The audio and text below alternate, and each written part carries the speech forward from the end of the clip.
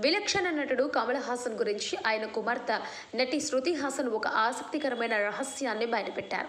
తన తండ్రి బెంగాలీ భాష నేర్చుకోవడం వెనుక ప్రముఖ నటి దర్శకురాలు అపర్ణ సేన్ను ఇంప్రెస్ చేయాలనే ఉద్దేశం ఉందని ఆమె వెల్లడించారు.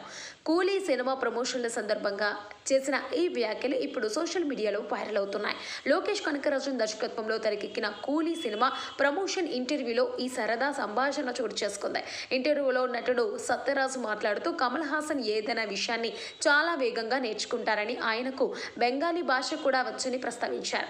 వెంటనే శృతి హాసన్ జోక్యం చేసుకొని తన తండ్రి ఆ భాష నేర్చుకోవడానికి గల అసలు కారణాన్ని వివరించారు.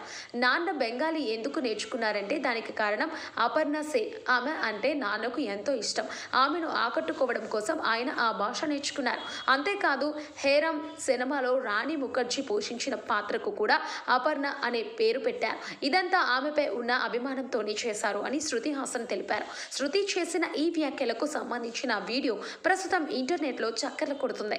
దీంతో నెటిజన్లు కమల్ అభిమానులు ఆయన వ్యక్తిగత జీవితంపై మరోసారి చర్చించుకుంటున్నారు. కమల్ గారి ప్రేమ కథలు కూడా ఆయన సినిమాలాగే చాలా ఆసక్తికరంగా ఉంటాయంటూ పలువురు కామెంట్లు చేస్తున్నారు.